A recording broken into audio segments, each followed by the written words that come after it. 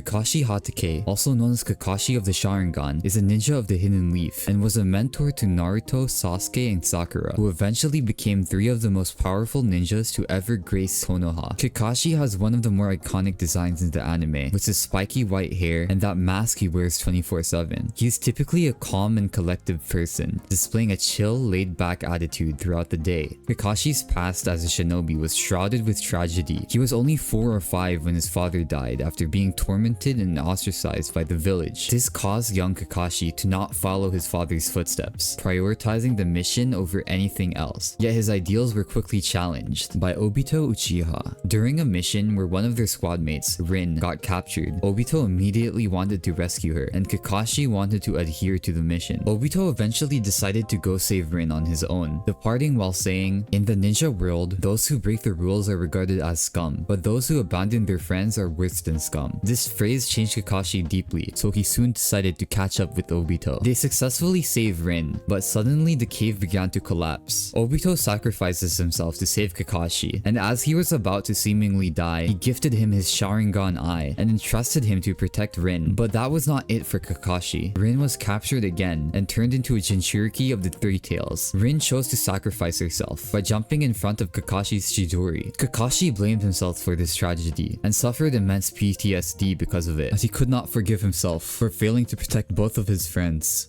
As the leader of Team 7, Kakashi proved to be an exceptional mentor and cared deeply for his students, utilizing his past experience and unique teaching methods to guide Naruto, Sasuke, and Sakura, putting an emphasis on teamwork and camaraderie. Early on, he had a major emphasis on Sasuke, as he wanted to stop him from going down the wrong path, having assisted Sasuke with using the Sharingan and teaching him the Chidori. But even so, Sasuke's thirst for vengeance were far too great, and with that, Team 7 fell apart. But his teachings were not in vain. His ideology of valuing your comrades were hammered down into his remaining students, who valued friendship over anything else, especially on Naruto, as Kakashi played a major role in developing Naruto's ninja way, aiding him with the development of the Rasen Shuriken, and overall just continuing to support his journey, all the way to him becoming the Hokage. Biscuit Kruger, also known as Biscuit, is a double-star stone hunter and an amazing mentor to Gon Freaks and Killua Zoldyck. She has one of the most deceptive appearances in the anime, with her cutesy demeanor masking her 57-year-old, absurdly muscular real body. She typically presents herself as cheerful and childlike, yet she is prone to violent outbursts whenever she is left out of a conversation or reminded of her true age. Her past is mostly shrouded in mystery, but it's clear that she has decades of experience. But one thing we do know is that she trained under Isaac Netero. During the Greed Island arc, Biscuit initially sought to destroy Gon and Killua's friendship for fun. That was until she saw their hidden potential, so she brought them under her mentorship. Biscuit's way of training was so effective, it drilled years worth of experience in only a month's time, putting an emphasis on development, autonomy, and a sense of self, which is incredibly important to the power system of the world, Nen. So Biscuit structured her lessons, allowing Gon and Killua to figure things out for themselves, developing their independence and thinking as hunters, and instructing them with the basics of Nen, helping them further develop the ways they can use Nen. A major reason for her training's effectiveness is her Nen beast that she calls Cookie, which is extremely useful for training and recovery. With a simple massage, you can gain the equivalent to 8 hours of rest with only 30 minutes of sleep. Apart from that, Biscuit also helped Gon further develop his Hatsu, Jijanken, and even aided Killua with overcoming his artificial sense of fear implanted within him. Piccolo is the reincarnation of King Piccolo from the original Dragon Ball, and originally was an antagonist who sought revenge against Goku, but he soon underwent a transformation into someone who fought to protect Earth along with the Z Fighters. He served as a mentor to Gohan, Goten, and Trunks, and now even Pan. Piccolo is a Namekian, a race of aliens responsible for the creation of Dragon Balls. He is characterized as a stoic and cold individual, but after an unlikely team-up with his enemy, he was forced to prepare for a greater threat, and he needed help in order to fend them off. Upon seeing the hidden potential within Gohan, he decided to train the boy up, so he picked him up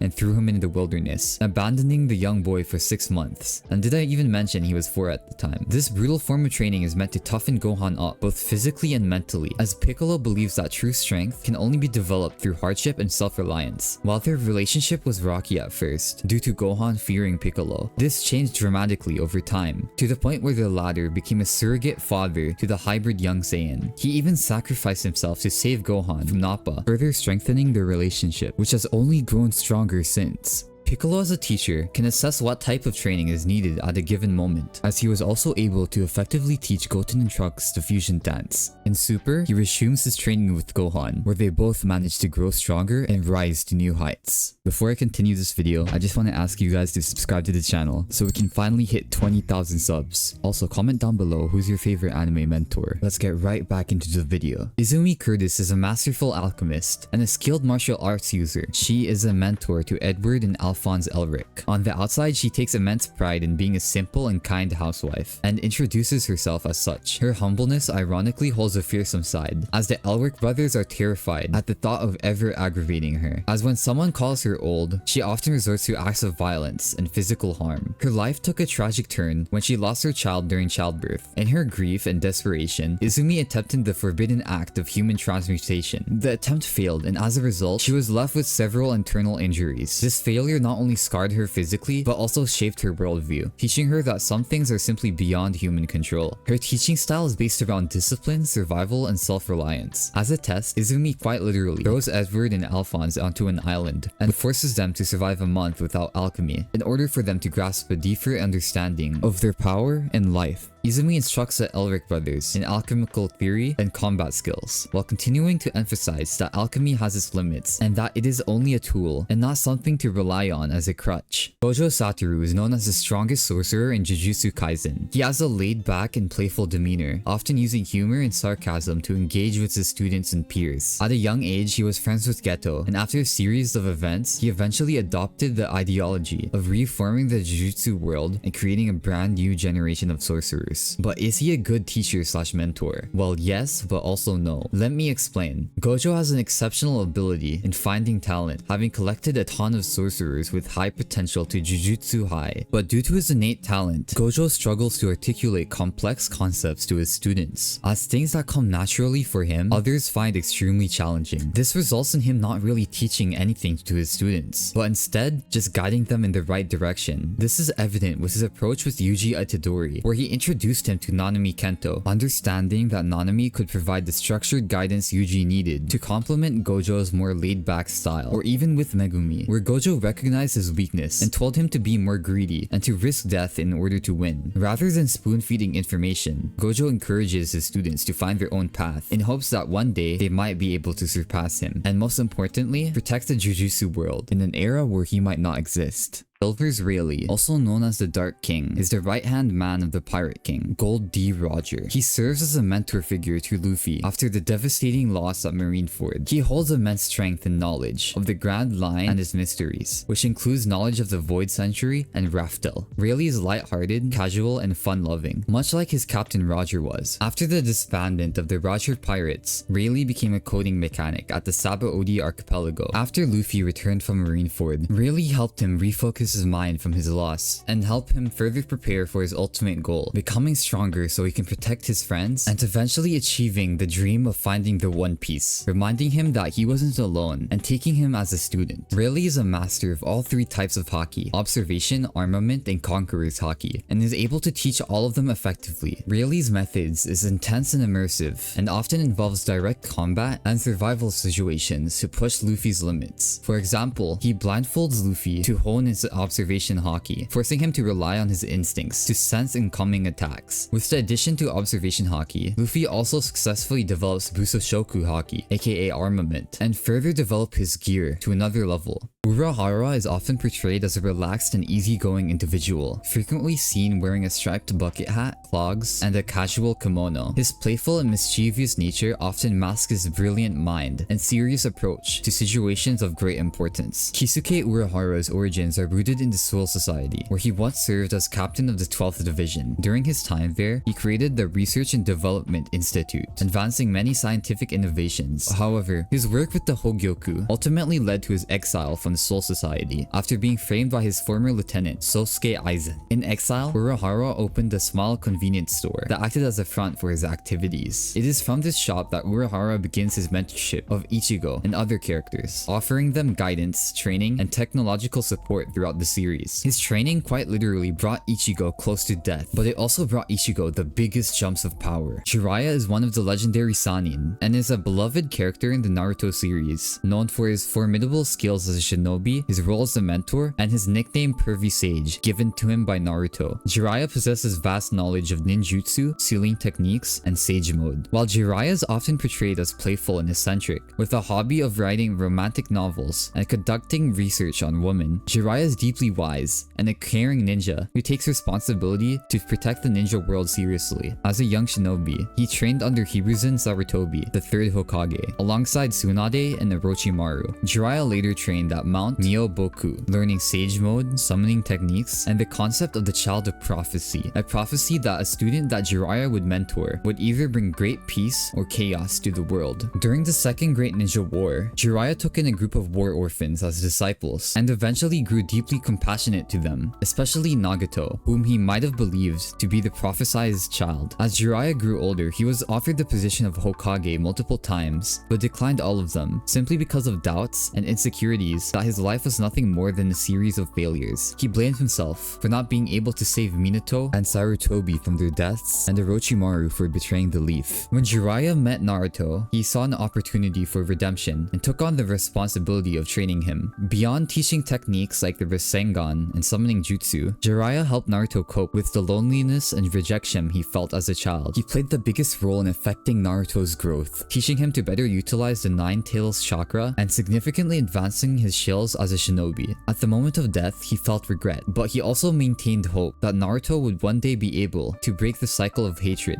and bring peace to the ninja world. Yami Sukihiro is captain of the Black Bulls in the Clover Kingdom and is known for his dark magic, capable of splitting dimensions apart. He is a descendant of the Yami clan from the Hino country. As a child, he fled the country and shipwrecked into the Clover Kingdom. He serves as captain to the Black Bulls and a mentor figure to all of them, playing a significant part in all of their lives and development as magic knights. Yami is uncouth, reckless, slightly hypocritical, and prone to delivering death threats at the slightest provocation. Nevertheless, he is a powerful and well-respected knight who was able to recognize Asta's merits when none of the other captains would give him a chance. He frequently smokes, drinks, and tends to use tough language, making him seem really intimidating at first glance. However, Yami also has a deeply caring side, which he rarely shows openly, but it's evident in how he treats his squad members at times. Yami's main teaching philosophy towards his members is to surpass your limits and to never give up. It's a theme that's prevalent throughout the entire show. He frequently pushes Asta and the rest of the Black Bulls to exceed their own expectations and surpass their limits. Yami doesn't micromanage his squad or give detailed instructions. He prefers to let his subordinates figure out solutions on their own on the job. But the best thing about Yami is his eye for talent. From an outsider's perspective, the Black Bulls may appear to be a ragtag group of misfits. However, they are in fact exceptionally formidable when compared to other magic squads within the Clover Kingdom. Frieren is an elven mage who went on a journey of self-discovery long after her party defeated the Demon Lord. On this journey, she takes a disciple, Fern, who she mentors throughout her journey. Frieren has a really easygoing personality. However, her aloof attitude makes her a mystery to her peers, as humans and elves tend to see things differently, especially since they can live up to thousands of years old. Despite her easygoing personality, his attitude towards demons remains uncompromising. They cannot feel or understand human emotions and exist solely for killing humans. When Frieren faces demons, she morphs into a killing machine that demons fear as the Slayer. Her magic is nothing short of extraordinary, and she's often regarded as one of the strongest mages in the entire world. Not to mention her wide variety of spells, ranging from combat-oriented spells to more subtle and utilitarian magic. Frieren accepted the role of Fern's teacher at Hyder's request, recognizing Fern's innate potential and forming a strong bond with her, taking her in as an apprentice. Frieren's teaching style emphasizes patience and thoroughness, sometimes to Fern's frustration. With only a decade of training,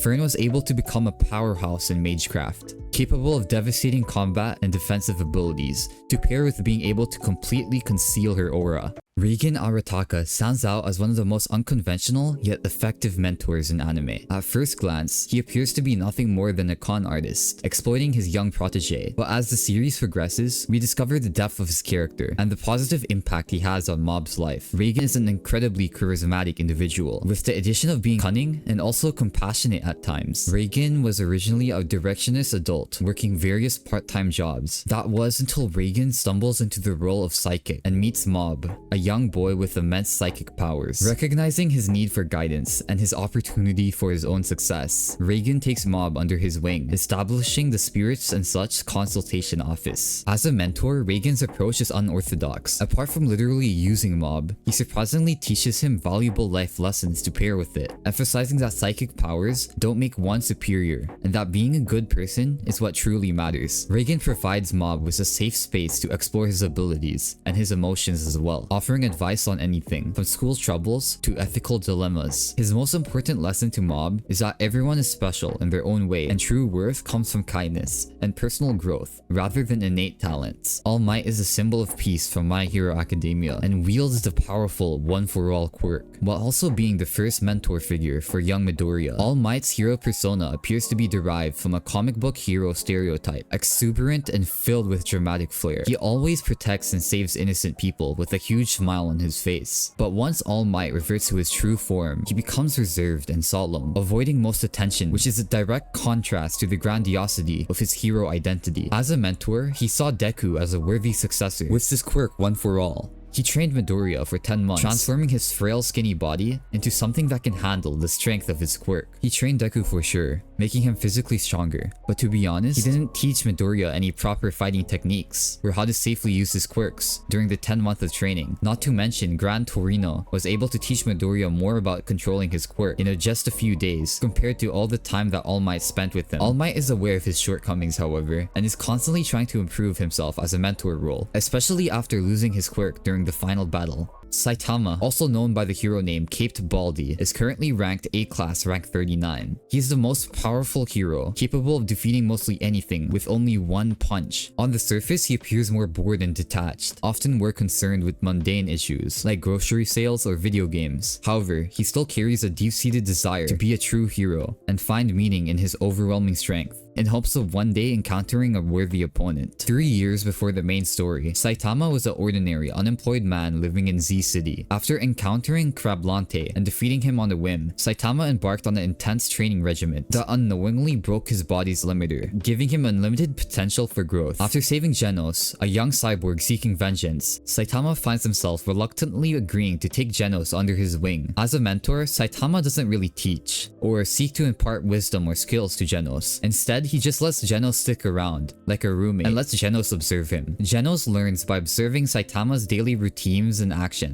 often jotting down notes on whatever Saitama does. Basically, Genos has been using Saitama as a template on how to live, how to treat people, what strength actually is, and what to aim for in the long run. As the sole reason why Genos became an S-class hero in the first place was because of Saitama. Master Roshi is known for mentoring young Goku and Krillin. He is a perverted hermit and master of martial arts. He lives on an isolated island called Kame House, where he may be willing to train students who travel there. He is also the originator of the Kamehameha wave. He took on Goku and Krillin as disciples during the lead up to the 21st World Martial Arts Tournament in the original series. And honestly, his training method was absolutely beautiful. He taught the boys 3 main points in order to train well, which honestly could work in real life as well. And those were to train hard, study well, and eat and sleep plenty. These aspects are used throughout the entire series, as Roshi pushed the importance of building a strong physical foundation before doing anything else. Additionally, Roshi famously uses everyday tasks as training exercises, such as delivering milk, construction work, or even farming, to build his students' strength and stamina without them realizing it. However, Roshi's effectiveness as a mentor is somewhat complicated, simply because of his weird characteristics and his loss of relevance after the start of Z. Senku Ishigami is a brilliant protagonist of Dr. Stone and a genius with an IQ of over 200. Senku is primarily a mentor to Chrome, who is passionate about science but lacks formal training. After a mysterious event that petrifies humanity for over 3,700 years, Senku awakens to find civilization as he knows in ruins. Armed with the vast knowledge of science in hand, he sets out to rebuild society from scratch and uncover the secrets behind petrification. And honestly, the progression in the anime is absolutely insane. They go from sticks and stones to reinventing electricity. Senku's mentorship is characterized by hands-on learning, where he encourages Chrome to think critically and creatively about problems. This relationship not only helps Chrome grow as a scientist, but also strengthens the kingdom of science as they work together to tackle problems. Thanks for watching this video, and if you enjoyed it and want more, please be sure to smash that subscribe button. And yeah, if you want, you can check out these videos right here.